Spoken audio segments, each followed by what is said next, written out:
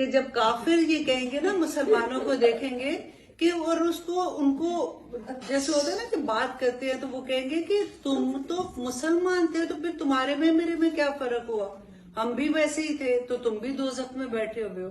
اللہ سبحانہ تعالیٰ اس کے بعد مومن کو اور رسول اللہ صلی اللہ علیہ وسلم کو، قرآن کو، یہ جو ساری شفاعت صرف رسول اللہ نہیں کریں گے، قرآن شفاعت کرے گا، اچھے دوست شفاعت کریں گے، کہ ہم لوگ بار بار نا بڑی آسانی سے شیطان کے اوپر ڈال دیتے ہیں کہ شیطان نے ہمیں بہکا دیا تھا، شیطان نے یہ کیا تھا۔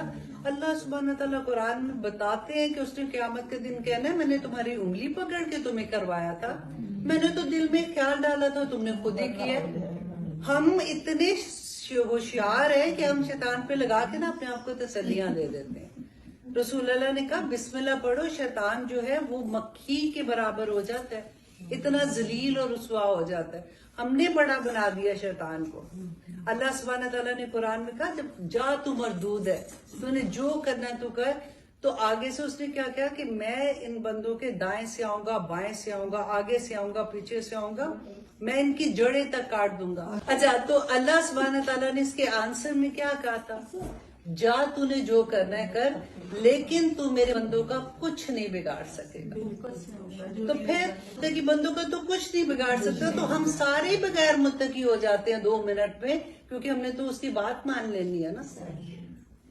تو اتنی آسان آسان آسان آسان باتیں ہیں۔ اللہ سبحانہ تعالیٰ نے قرآن میں کہا وَلَقَدْ يَسَّرْنَا الْقُرْآنَ لِلذِّكْرِ هَلْ مِن مُّدَّكِّرٍ، کہ ہے کوئی سیکھنے والا، میں نے آسان بنا دیا قرآن کو۔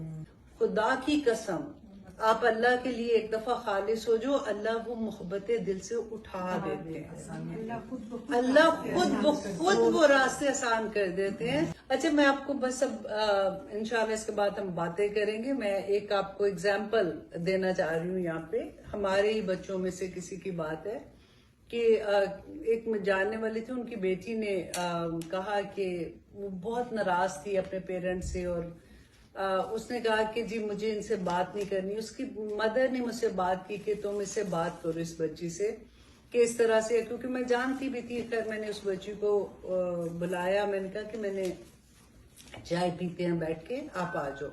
وہ بچی جب آئی تو میں نے اس سے بات کی، میں نے کہا کہ بیٹا کیا پرابلم ہے؟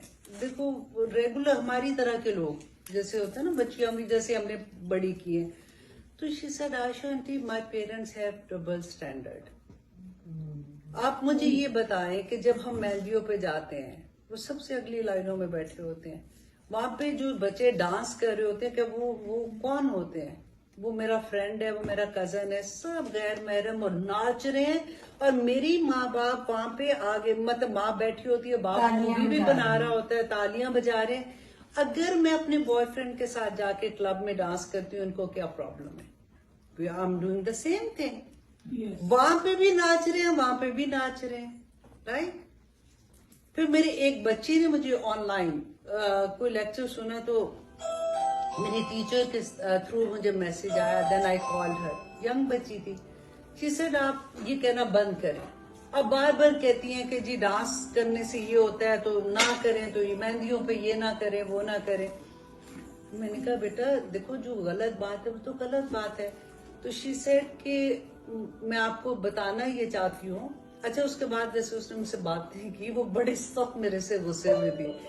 شی سیڈ کہ میں یہ بتانا چاہتی ہوں کہ جب میں چھوٹی تھی تو میری امی کسی کے گھر میں کام کرتی تھی تو مجھے ساتھ لے جاتی تھی، جیسے جب شادی ہوتی تھی تو برتن زیادہ دھونے شونے ہوتے تھے، تو وہ جن کے گھر میں کام کرتی تھی نا، تو جو باجیاں ہوتی تھی، تو سارا وہ ڈانس پریکٹس ہو رہی ہے، تو پھر وہ ڈانس کر رہی ہے، ان کے کزنز آ جاتے تھے، پھر وہ ڈانس کر رہے ہوتے تھے، تو بہت مزہ آتا تھا۔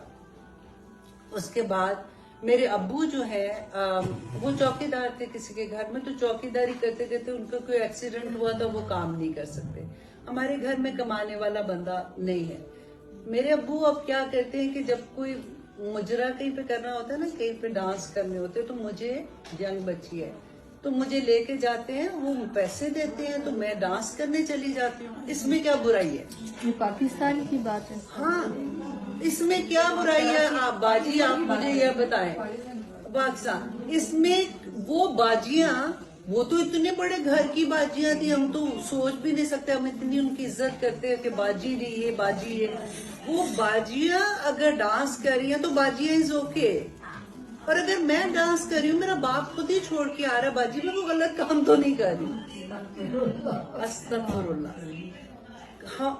میں آنیسٹلی کہتی ہوں ہمارے بچوں کا قصور نہیں ہے. حضرت علی نے فرمایا کہ اللہ سبحانہ تعالیٰ نے رزق کو سخاوت میں چھپا رکھا ہے اور ہم اس کو محنت میں ڈھونڈتے ہیں. پورے قرآن میں اللہ سبحانہ تعالیٰ نے کہیں نہیں کہا کہ پیسے جمع کرو. اللہ سبحانہ تعالیٰ نے کہا دو اللہ کی راہ میں. اللہ سبحانہ تعالیٰ نے فرمایا کہ داخل ہو جاؤ اس میں سلامتی کے ساتھ اور امن میں رہنے والوں کے ساتھ, امن سے رہنے والے بن کے جنت میں داخل ہو جاؤ. یا ایتھا النفس المطمئنہ, اے مطمئن نفس, چل اپنے رب کی طرف, تیرا رب تجھ سے راضی اور تو اس سے راضی. اور اللہ سبحانہ تعالیٰ فرماتے ہیں کہ داخل ہو جاؤ میرے بندوں کے ساتھ اور میری جنتوں میں داخل ہو جاؤ. اللہ سے دعا کریں کہ اس دن یہ الفاظ اللہ ہمارے کانوں میں سنا دے, اللہ سبحانہ تعالیٰ کا یہ حکم ہمارے لیے نازل ہو جائے. آمین ثم آمین.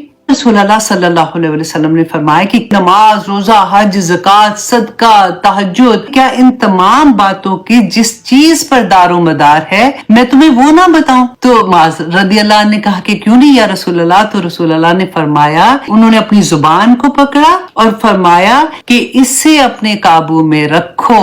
میں نے کہا اللہ کے نبی صلی اللہ علیہ وسلم, کیا ہم جو کچھ بولتے ہیں اس پر ہماری پکڑ ہوگی؟ تو رسول اللہ صلی اللہ علیہ وسلم نے فرمایا, اے معاذ تیری ماں تجھے روئے. تو لوگ اپنی زبانوں کی بڑبڑ ہی کی وجہ سے تو اوندے منہ یا نتنوں کے بل جہنم میں ڈال دیے جائیں گے. یہ بہت غور کرنے والی حدیث تھی. کیا کر کے آئے ہو؟ کیونکہ ہر انسان کا حق ہے. یاد رکھیے گا, ہمارے ساتھ جو کام کرتے ہیں نا, ہمارے انڈر کام کرتے ہیں, اگر اللہ نے آپ کو نعمتیں عطا کی ہیں اس دنیا میں تو نعمتوں کا سوال ہوگا, یہ دیکھ لیجئے گا. چلیے جی, اب آگے دیکھیے کہ نہیں چھوئے گی ان کو کوئی بھی تھکاوٹ. اور یہ جو پھر اب جو کام کرنے والے ہیں نا, یہ آیت ان کے لیے کہ ان کو وہاں پہ کوئی تھکاوٹ نہیں ہوگی. اللہ سبحانہ تعالیٰ ان کو کہیں گے کہ اب جنتوں سے تو وہاں تو موت کو بھی موت آ جانی ہے, تو تمہیں یہاں سے کوئی نکالنے والا نہیں, اب سکون سے یہاں پہ رہو.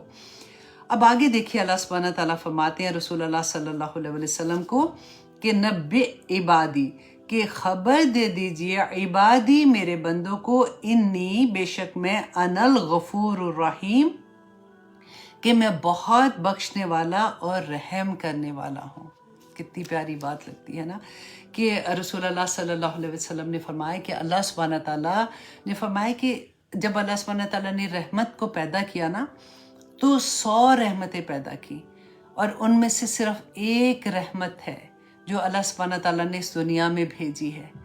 99 نعمتیں اللہ سبحانہ تعالیٰ نے اپنے پاس رکھی ہیں جو قیامت کے دن اللہ سبحانہ تعالیٰ اپنے متقی بندوں پر نچھاور کر دیں گے. اللہ اکبر. تو پھر کون کوشش نہ کرے متقی ہونے کے لیے. ایک دفعہ رسول اللہ صلی اللہ علیہ وسلم کہیں سے آ رہے تھے, تو گزرے وہاں سے بنو شیبہ سے آ رہے تھے, تو صحابہ بیٹھے ہوئے باتیں کر رہے تھے, جیسے ہوتا نا بڑے اچھے موڈ میں تھے, گپے مار رہے ہیں اور زور زور سے ہنس رہے تھے. تو رسول اللہ نے ان کو دیکھا تو پریشان ہو کے ان کو کہتے ہیں کہ فرمایا ان سے کہ میں تمہیں ہنستے ہوئے کیوں دیکھ رہا ہوں. پھر وہاں سے چلے گئے, مطلب گزر رہے تھے نا, چلے گئے. پھر کہتے ہیں الٹے پاؤں دوبارہ واپس آئے اور آ کے کہا کہ میرے پاس جبرائیل علیہ السلام آئے تھے اور انہوں نے مجھے کہا کہ یا محمد صلی اللہ علیہ وسلم, بے شک اللہ فرماتا ہے, مطلب اللہ نے فوراً پیغام بھیج دیا کہ آپ میرے بندوں کو کیوں مایوس کر رہے ہیں, آپ ان کو بتائیے کہ بے شک میں بہت بخشنے والا اور نہایت مہربان ہوں, لیکن اس کے ساتھ یہ پھر بتا دیجئے کہ بے شک میرا عذاب بھی بہت برا ہے, بہت دردناک ہے. تو پہلے اللہ سبحانہ تعالیٰ کی محبت ہی ہے. اللہ سبحانہ تعالیٰ کا بچوں کو بھی ہمیشہ اللہ کی محبت بتائیں, اور پھر اگر ان کو یہ بھی بتائیں کہ جو اللہ کی بات نہیں مانتا تو اللہ کے پاس عذاب بھی ہے. تو یہ بہت اچھی مجھے بات لگی تھی. اچھا پھر آگے دیکھیے, یہاں پہ بھی اللہ سبحانہ تعالیٰ نے فرمایا نبی بتا دیے عبادی انی انا الغفور الرحیم, کہ میں بخشنے والا اور رحم کرنے والا ہوں. وَأَنَّا, اور بے شک عذابی میرا عذاب هُوَ الْعَذَابُ الْعَلِيمُ, کہ وہی تو ہے جو بہت بڑا دردناک عذاب ہے. دیکھیں انا کس کے لیے آتا ہے؟ زور دینے کے لیے آتا ہے نا، بے شک. اور وہ جب ہوا کی ضمیر ساتھ آ جاتی ہے نا تو پھر اور بھی زیادہ زور کرنے کے، وہ عذاب ہی تو ہے جو اللہ سبحانہ تعالیٰ فرماتے ہیں کہ وہ میرا دردناک ہے. رسول اللہ صلی اللہ علیہ وسلم نے فرمایا تھا، ابو ہریرہ رضی اللہ عنہ بیان کرتے ہیں، یہ صحیح بخاری اور مسلم کی حدیث ہے، کہ اگر مومن کو یہ معلوم ہو جائے کہ اللہ کے پاس کتنا عذاب ہے تو وہ کوئی شخص بھی جنت کی خواہش ہی نہ کرے، اور اگر کافر یہ جان لے کہ اللہ کے پاس کتنی رحمت ہے تو کوئی شخص جنت سے مایوس نہیں ہوگا. اور پھر ایک اور حدیث میں آتا ہے، قتادہ رضی اللہ عنہ بیان کرتے ہیں کہ رسول اللہ صلی اللہ علیہ وسلم نے فرمایا کہ بندے کو یہ معلوم ہو جائے کہ اللہ کس قدر گناہوں کو معاف فرماتا ہے. اللہ رحیم ہے، کریم ہے. ہم بار بار کہتے ہیں نا کہ اگر بندے کو یہ پتہ چل جائے کہ اللہ کتنا رحیم ہے، کریم ہے، تو کوئی بندہ حرام سے باز نہ رہے. اللہ اکبر. وہ یہ سوچے کہ چلو کوئی نہیں، اللہ نے معاف تو کر دینا. اور آج ہمارا یہی حال ہے. اب دیکھیں ارد گرد، آپ دیکھتے ہیں کہ جب بھی کوئی غلط کام کر رہا ہوتا ہے تو کہتے ہیں لو اب اتنی سی بات پہ اللہ تھوڑی پکڑے گا، اللہ نے معاف کر دینا انشاءاللہ. اللہ اکبر. اور اگر یہ جان لے کہ اللہ کس قدر عذاب دے گا تو وہ غم سے اپنے آپ کو ہلاک کر لے. اللہ سبحانہ تعالیٰ ہم سب پر رحم کرے. اللہ سبحانہ تعالیٰ دیکھیں آیت نمبر 51 میں فرماتے ہیں، اچھا جی، اب آیت نمبر 51 سے حضرت ابراہیم علیہ السلام کا قصہ شروع ہو رہا ہے. اب یہاں پہ اللہ سبحانہ تعالیٰ نے متقیوں کے بارے میں بتا دیا، اور پھر آخر میں بتایا کہ ان کو بتا دو کہ پھر میرا عذاب بھی بہت سخت ہے. اب یہاں پہ ابراہیم علیہ السلام اور لوط علیہ السلام کا قصہ ہم پڑھیں گے. یہ کیوں فوراً آیا؟ اس لیے کہ یہاں پہ اللہ سبحانہ تعالیٰ اب پریکٹیکلی ہم دیکھیں گے کہ اللہ سبحانہ تعالیٰ کی رحمت اور اللہ سبحانہ تعالیٰ کی طرف سے جب عذاب آتا ہے، کیونکہ اللہ سبحانہ تعالیٰ یہاں پہ بندوں کے ساتھ ہی بات کر رہے ہیں نا، اور ہم جیسے ہمارے ذہن میں یہ چیز آ جاتی ہے کہ نہیں ایسا تو نہیں ہو سکتا، ایسے کیسے ہوگا، تو اللہ سبحانہ تعالیٰ بیان کرتے ہیں، یہاں پہ فرماتے ہیں کہ کس طرح سے لوط علیہ السلام کی قوم پہ جب عذاب آیا تھا، وہ انسان ہی تھے، وہ تمہاری ہی طرح کے انسان تھے، اور جب وہ غلط کام کیا انہوں نے تو ان پہ کیسے عذاب آیا تھا. لوط علیہ السلام کے قصے میں ہم دیکھیں گے کہ ان کی قوم جس برائی میں مبتلا ہو گئی تھی، اب سب کو پتہ ہے اس بات کا. اب یہ تو نہیں تھا کہ each and every person is doing the same thing. اب ان میں سے کچھ لوگ ایسے بھی تھے جو یہ کام نہیں کر رہے تھے، تو پھر پوری قوم پہ عذاب کیوں آ گیا؟ سوچنے کی بات ہے، سوچیں اس بات کو. اس لیے کہ برائی کو برائی نہیں سمجھ رہے تھے. انہوں نے اپنی زبانیں چپ کر لی تھی کہ اب جب سارے ہی کر رہے ہیں، ہم بھی یہ کرتے ہیں کہ دیکھو جی اب سارے ہی تو دنیا میں اب ایسا ہو گیا تو ہم کس کس کو منع کریں، اب ہم کہاں باز آئے. میں کہتی ہوں کہ ایک آپ اس وقت جس وقت فتنہ اتنا بڑھ گیا نا، آپ اپنی زبان کھولیں، آپ کو کم از کم صحابہ کے پاس درجہ تو مل ہی جائے گا. چھوٹی بات نہیں ہوتی ہے. دیکھیں برائیاں جب پھیلتی ہیں نا، تو لوط علیہ السلام کی بیوی جو تھی وہ بھی ان کے ساتھ وہ ایسا عمل تو نہیں کر رہی تھی، کسی نبی کی بیوی نے خیانت بھی نہیں کی تھی، لیکن وہ ان کے ساتھ اس لیے تھی کہ وہ ان کو برا نہیں سمجھ رہی تھی. تو اللہ سبحانہ تعالیٰ نے اس پہ بھی وہی عذاب نازل کیا تھا.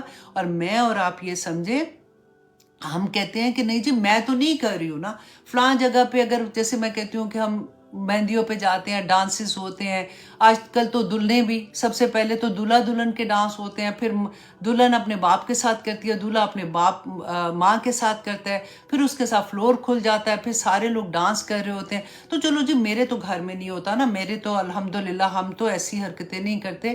ادھر ہوتا ہے، ادھر بیٹھ کے تو آئے تھے نا، ادھر جس پارٹی میں بیٹھ گئے ہو آپ، تو آپ اس کے پارٹ اس لیے ہو گئے ہو کہ آپ نے یہ ظاہر کر دیا کہ we are okay with this. لوط علیہ السلام کا قصے کا آپ یہ مت سمجھے گا کہ صرف وہ اسی وجہ سے اللہ سبحانہ تعالیٰ نے بتایا. کوئی بھی اللہ سبحانہ تعالیٰ کی، وہ بھی کیا بے حیائی کر رہے تھے نا، نافرمانی کر رہے تھے، بے حیائی کر رہے تھے. بے حیائی کے بھی تو ڈیفرنٹ لیولز ہیں.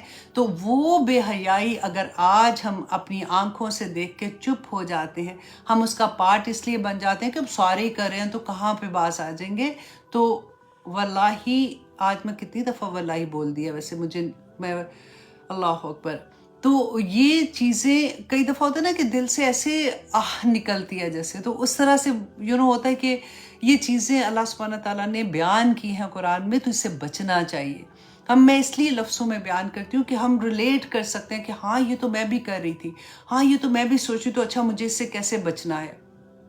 اللہ سبحانہ تعالیٰ فرماتے ہیں وَنَبِّئْهُمْ، اور خبر دیجیے انہیں عن ضیفِ ابراہیم علیہ السلام کے مہمانوں کی. اب یہ مہمان کون تھے؟ جو فرشتے آئے تھے ابراہیم علیہ السلام کے پاس. اب یہاں پہ آپ نے ایک اور غور کرنی ہے بات کہ ابراہیم علیہ السلام کے پاس فرشتے آئے ہیں اور ابراہیم علیہ السلام کو نہیں پتا کہ یہ فرشتے ہیں. اس سے کیا مطلب آتا ہے کہ نبیوں کو بھی غائب کا علم نہیں تھا. ان کو صرف اتنا علم تھا جتنا اللہ سبحانہ تعالیٰ نے ان کو عطا کر دیا. اللہ سبحانہ تعالیٰ کی مرضی، وہ جہاں پہ جس طرح جتنا علم دینا چاہیں. وہ عالم الغائب نہیں تھے. ایسا نہیں تھا کہ ان کو تو سب پتا تھا وہ بولتے نہیں تھے، ایسا نہیں ہے.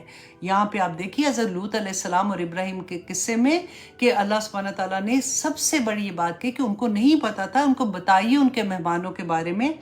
یہ کن کو کہہ رہے؟ رسول اللہ صلی اللہ علیہ وسلم کو اللہ سبحانہ تعالیٰ فرما رہے مشرکین مکہ کو بتانے کے لیے کہ یہ نہیں مان رہے ہیں آپ کی بات، یہ اللہ کو نہیں، شرک کر رہے ہیں اللہ سبحانہ تعالیٰ کے ساتھ. تو ان کو بتائیے ذرا ابراہیم علیہ السلام کے جو فرشتے آئے تھے ان کے بارے میں. اِذْ دَخَلُوا عَلَيْهِ، جب داخل ہوئے علیہ اس پر، کس پر؟ ابراہیم علیہ السلام کے پاس. فَقَالُوا، تو انہوں نے کہا سلاما، سلام. اب دیکھیے فرشتے بھی ان کو جب گریٹنگ کرتے ہیں نا، پہلی دفعہ ملتے ہیں، جنت میں بھی یہی ہوگا، تو پہلا لفظ کیا؟ السلام علیکم ہے. تو آج آپ دیکھیے کہ ہمارے بچے جو ہیں وہ کیا کرتے ہیں؟ ہائے، ہاؤ یو، ہائے، بائے، سارے اسی طرح سے بول رہے ہوتے ہیں. یا پھر ہم بڑے کوئی اچھے مہذب طریقے سے ہم کہتے ہیں آداب عرض ہے. یہ کہاں سے چیزیں آئی ہیں؟ اللہ سبحانہ تعالیٰ نے خود ہم کو یہ لفظ دیے کہ سلام، سلامتی، دعا ہے یہ ایک دوسرے کو دینے کے لیے. ایک دفعہ السلام علیکم ہم کہتے ہیں تو 10 نیکیاں ملتی ہیں، ورحمۃ اللہ وبرکاتہ تو 30 نیکیاں مل جاتی ہیں. حضرت عائشہ رضی اللہ عنہ کی ایک حدیث آتی ہے نا کہ وہ یہود آئے، جیسے رسول اللہ صلی اللہ علیہ وسلم بیٹھے ہوئے تھے، ان کے ساتھ پاس بیٹھے ہوئے تھے، تو جیسے وہ داخل ہوئے تو انہوں نے کہا السلام علیکم. تو حضرت عائشہ کو سخت غصہ آیا، کیونکہ سام کا مطلب ہے کہ آپ تباہی ہو، جیسے کہتے ہیں نا، بربادی ہو، تباہی ہو، ہلاکت ہو جیسے. تو حضرت عائشہ نے غصے سے جب ان کو جواب دیا تو رسول اللہ مسکرائے اور انہوں نے کہا کہ نہیں عائشہ، ایسے نہیں کہو. تم نے دیکھا نہیں کہ میں نے کیا کہا؟ میں نے بھی تو وعلیکم کہہ دیا تھا کہ تم پر بھی وہی ہو جو تم مجھے کہہ رہے ہو. تو اس طرح سے آج کل آپ دیکھیے کہ بچے بڑے لاڈ سے جب بات کرتے ہیں تو کیا کہتے ہیں؟ السلام علیکم. اور ہم آرام سے ان کو کریکشن بھی نہیں کراتے ہیں، کیونکہ ہمیں زیادہ تر تو خود بھی نہیں پتا ہوتا. لیکن جب پتہ چل گیا ہے تو ہمیں اپنے بچوں کو کریکٹ کرانا چاہیے، کیونکہ وہ پھر دعا نہیں ہوتی، وہ بدعا دے رہے ہوتے ہیں. اللہ رحم کرے. اور وہ پھر بعد میں ہوتا ہے نہیں جی ان کا مطلب تو نہیں، اللہ سبحانہ تعالیٰ تو دلوں کے حال جانتا ہے. تو پھر آپ دیکھ لیں آگے دلوں کے حال جان کے کیا کیا چیزیں آ رہی ہیں. اور جب داخل ہوئے فرشتے تو کہا سلام، کہ سلام ہو تم پر. قولا، کہا کس نے؟ ابراہیم علیہ السلام نے. انا منکم واجلون، کہ میں تو تم سے خوف زدہ ہوں. کیوں خوف زدہ ہوں؟ اس لیے کہ ان کو نہیں پتا تھا یہ فرشتے ہیں نا. اس زمانے میں یہ رواج ہوتا تھا کہ جو مہمان گھر میں آتے تھے نا، تو ان کی آج کل کے مہمانوں والی حال نہیں ہوتی کہ مصیبت ہی آ گئے. تو وہ لوگ سمجھتے تھے، بہت بڑی انعام سمجھتے تھے کہ مہمان آئے ان کی خدمت کرنا. تو اگر مہمان کھانا نہیں کھاتے تو اس کا مطلب تھا وہاں پہ جو، جیسے کہنا چاہیے نا، جو برے لوگ ہوتے تھے، جو گھر والوں کو نقصان دینا چاہتے تھے، وہ اس گھر کا کھانا نہیں کھاتے تھے. دیکھیں ذرا برے لوگوں میں بھی کتنی عقل تھی، کتنی کیا کہنا چاہیے، کتنا اخلاق تھا. رائٹ. آج کل تو چور آتے ہیں تو سنتے ہیں جو کہتے ہیں کہ وہ پہلے آرام سے فریج کھولتے ہیں، کھانا وانا کھاتے ہیں اور ساتھ چوری کرتے ہیں اور چلے جاتے ہیں. تو انہوں نے حضرت ابراہیم علیہ السلام نا فوراً گئی. یہ ہم نے پہلے پڑھ چکے ہیں، اس کا قصہ ہم نے 2-3 دفعہ پہلے بھی پڑھا ہے. تو اس میں حضرت ابراہیم علیہ السلام نے بھنا ہوا جو بکرا ہوتا ہے وہ فوراً لے کے آئے ان کے لیے. تو انہوں نے کھانے ہاتھ نہیں آگے بڑھایا تو وہ ڈر گئے کہ یہ تو کھانا نہیں کھا رہے، تو اس کا مطلب ہے کہ ان کی یہ کوئی غلط مقصد سے آئے ہیں. تو واجلون، خوف زدہ تھے. قالو، کہا لا توجل، لا توجل، کہ نہ تو ڈر. یہ کس نے کہا؟ فرشتوں نے کہا انا نبشرکا کہ بے شک ہم آپ کو خوشخبری دینے والے ہیں بغلام علیم ایک لڑکے کی جو علیم ہے، جو علم والا ہے. تو یہاں پہ ابراہیم علیہ السلام کو بیٹے کی خوشخبری دینے آئے تھے. یہاں پہ جن جن کو اولاد اللہ سبحانہ تعالیٰ نے ابھی اس نعمت سے نہیں نوازا نا، تو نیچے چھوٹا سا لکھ دیں کہ یا پاک پروردگار مجھے بھی اولاد کی نعمت سے نعمت عطا کر، آمین ثم آمین. تو یہاں پہ حضرت ابراہیم علیہ السلام کو جب انہوں نے یہ خوشخبری دی، کیونکہ بڑھاپا آ چکا ہوا تھا، ان کو یہ یقین ہی نہیں آیا. قال کا ابشرتمونی، کیا خوشخبری دیتے ہو تم مجھے، علی اس باوجود اس کے ام مسنی یل کبرو کہ پہنچا ہے مجھے بڑھاپا، فبما تبشرون. تو پھر پوچھتے ہیں، جیسے ہوتا ہے نا کہ یقین نہیں آتا تو کہتے ہیں کس چیز کی خوشخبری دے رہے ہو. تو ابراہیم علیہ السلام کی کیونکہ اتنی بڑی عمر ہو چکی تھی، بڑھاپا آ چکا تھا، تو ان کو یقین نہیں آیا کہ مجھے اتنی بڑی خوشخبری دے رہے ہیں. اور اس سے پہلے ہم یہ بھی پڑھ چکے تھے، ان کی بیوی میرا خیال آگے بھی آئے گا انشاءاللہ ان کا واقعہ، کہ بیوی جو تھی ہاجرہ وہ ساتھ تھی، وہ اس نے اپنا جیسے گال پیٹتے ہیں، اس نے کہا کہ ہائے ہائے یہ کیا بات جیسے کر رہے ہیں، تو اتنے بڑھاپے میں اب تو میرا خامن بھی بوڑھا ہے، میں بھی بوڑھی ہوں، تو مجھے خوشخبری دیتے ہیں. تو انہوں نے کہا، قولو کہا فرشتوں نے، بشرنا کا کہ خوشخبری دی ہے ہم نے تجھے بالحق حق کی، فلا تکم من القانتین کہ دیکھو تم مایوس ہونے والوں میں سے نہ ہو جاؤ. تو یہاں پہ ایک بڑا پیارا میسج ملتا ہے کہ جن لوگوں کو اللہ سبحانہ تعالیٰ نے ابھی تک اولاد کی نعمت سے محروم رکھا ہوا ہے، ان کو یہ ایک میسج ہے کہ اللہ کی رحمت سے مایوس نہیں ہونا، اللہ سے مانگتے رہیں. میں پھر وہی کہتی ہوں، دعا اور اس کی قبولیت کے درمیان میں جو وقت ہوتا ہے نا، وہ بڑا مشکل وقت ہوتا ہے. وہ بار بار امیدیں ٹوٹتی ہیں، بار بار پھر سیڈنس آتی ہے، پھر ڈپریشن آتا ہے، پھر لوگوں کو، کیونکہ عورت ہے نا، عورت کا ایک اندر سے وہ چیز اٹھتی ہے، اس کو ماں بننے کے جو خواہش ہوتی ہے. اور اگر یہ نعمت دیکھیں، نعمتیں اللہ سبحانہ تعالیٰ نے بے شمار عطا کی ہے ہی نعمتیں، ساری کی ساری نعمتیں. پھر پتہ ہے ہم بندے کیا کرتے ہیں کہ کوئی ایک نعمت جو نہیں ملتی نا، تو سارا فوکس ہمارا اس نعمت پہ آ جاتا ہے. تو اللہ نے اولاد کی نعمت کیوں دی ہے؟ لالچ کیا ہوتا ہے؟ کیوں اولاد ملے؟ اس لیے کہ وہ اولاد جو ہے وہ میرے لیے صدقہ جاریہ ہوگی. ہمیں اس بات کا آنیسٹلی مجھے بھی نہیں پتا تھا، بس یہ تھا شوق ہوتا ہے نا، جیسے کہ ہاں الحمدللہ اللہ نے اولاد دے دی ہے، اب میں ماں بن گئی ہوں، لیکن مقصد ہی نہیں پتا تھا اس وقت. جیسے میں اپنی ماں باپ کے لیے صدقہ جاریہ بن رہی ہوں، اسی طرح سے ہر ماں باپ کی یہ ایک لالچ ہونی چاہیے کہ اللہ نے جو مجھے اپنی نعمت عطا کی ہے، وہ نعمت اللہ سبحانہ تعالیٰ نے مجھے میرے مرنے کے بعد میرے لیے صدقہ جاریہ ہوگی، اس لیے وہ امپورٹنٹ ہے. جب میری گود میں وہ بچہ تھا، وہ اللہ کو تو نہیں جانتا تھا اس وقت، تو وہ مجھے ایز اے مدر پہچانتا تھا. اب دیکھیں چھوٹے بچے کو کوئی غیر عورت بھی ہاتھ لگائے نا. آج میری ایک اسٹوڈنٹ نے یہ مجھے میسج بھیجا تھا، بہت پیارا مجھے لگا، کہ اس نے کہا کہ مجھے بہت پیارے سے سمجھ آئی کہ کوئی غیر پیار سے بھی بلائے نا تو بچہ نہیں جاتا، ماں کے ساتھ چپٹ جاتے، کیونکہ اس کو ٹرسٹ نہیں ہوتا اس کے اوپر. تو ماں جو ہے اس کو وہ دیکھتا ہے، اسے محبت کرتا ہے، ماں باپ دونوں کو.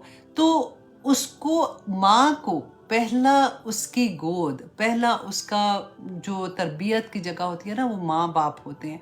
ماں اس کو یہ سمجھاتی ہے کہ بیٹا تو مجھ سے محبت کرتا ہے نا، جب وہ سمجھنے کے قابل ہوتا ہے. تو اللہ سے اس سے بھی زیادہ، دیکھو میں اللہ سے تم سے بھی زیادہ محبت کرتی ہوں، تم بھی اللہ سبحانہ تعالیٰ سے محبت کرو. اللہ ہمارا رب ہے، تو اللہ کی پہچان دینا تو اس ماں کا کام ہے نا بچے کو. اور وہ بچہ جس کو اللہ کی پہچان مل جائے، اس کو پتہ چل جائے کہ اس دنیا میں میرے آنے کا مقصد کیا ہے. جب ماں کو پتہ ہوگا تبھی تو وہ بچے کو بتائے گی. اور وہ بچہ جب اس کے لیے صدقہ جاریہ بنے گا تو وہ بڑی قیمتی اولاد ہو جاتی ہے. اور وہ بچے جو ماں باپ کے پیچھے رہ جاتے ہیں اور وہ ماں باپ کے لیے عذاب بن جاتے ہیں، وہ ماں باپ، ان کی حرکتیں ایسی ہوتی ہیں کہ وہ آزمائش بن جاتے ہیں. ہمیں یہ چیز کو سمجھنا چاہیے کہ اولاد کی نعمت مانگیں تو نیک و صالح اولاد مانگیں، کہ یا پاک پروردگار مجھے ایسی اولاد عطا کر جو میرے لیے صدقہ جاریہ بنے، اور ایسی اولاد نہ دینا اللہ سبحانہ تعالیٰ جو میرے لیے آزمائش بنے. آمین ثم آمین. اب یہاں پہ دیکھیں انہوں نے جو خوشخبری دی تھی بغلام علیم، کہ ایک بڑے علم والے ایک अच्छे मतलब स्कॉलर और स्कॉलर जो था उसकी नबूवत, जो हज़रत इस्माइल अलैहिस्सलाम तो थे ना उनके पास पहले, क्योंकि बीबी हाजरा के पास तो औलाद नहीं थी, तो इसलिए वो एकदम से हैरान हो गई थी कि अल्लाह सुब्हानहू तआला ने इतनी बड़ी खुशखबरी दी है, तो मैं तो इस काबिल ही नहीं हूँ, मैं तो बड़ी हो गई हूँ। उनको हज़रत इसहाक की खुशखबरी इस वक्त दी जा रही है। अच्छा जी, अब यहाँ पे देखिए कि जब उन्होंने कहा कि देखो मायूस होने वालों में से ना हो जाओ, क़ाला कहा इब्राहीम अलैहिस्सलाम ने, व मैं यकनतु कि कौन है जो मायूस हो सकता है मिन रहमती रब्बिही अपने रब की रहमत से, इल्ला दालून सिवाय उसके जो गुमराह होंगे।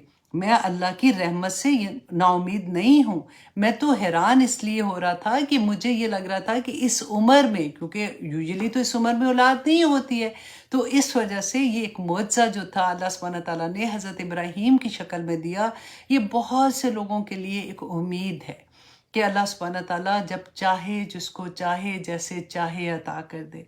अब आगे देखिए अल्लाह सुब्हानहू तआला फरमाते हैं, औला कहा इब्राहीम अलैहिस्सलाम ने, फमा खुतबुकुम अय्युहल मुरसलून, कि ए भेजे वाले, ए फरिश्तों, तुम्हारा मामला, खातबा कहते हैं किसी अजीम खबर, कि मतलब तुम कौन सी और बड़ी खबर लेके आए, क्योंकि कहते हैं कि फरिश्ते जो थे वो काफ़ी ज़्यादा तादाद में थे। तो इब्राहीम अलैहिस्सलाम को लगा कि ये किसी और मकसद से भी आए हैं, तो उन्होंने उनसे पूछा कि तुम्हारा और क्या मकसद है। क़ालू कहा फरिश्तों ने, इन्ना उरसिलना इला कौमिम मुजरिमीन, कि हमें ऐसी कौम की तरफ भेजा गया है जो मुजरिम है, इल्ला मगर सिवाय इसके आला लूत, सिवाय लूत अलैहिस्सलाम के, इन्ना लमुनज्जुहुम अलबत्ता नजात देने वाले हैं हम उनको, अजमाइन सबके सबको, इल्ला इम्राअतहु मगर सिवाय उसकी बीवी के, कद्दरना कि मुकद्दर कर दिया हमने, इन्नहा लमिनल गाबिरीन, के वो पीछे रहने वालों में से है।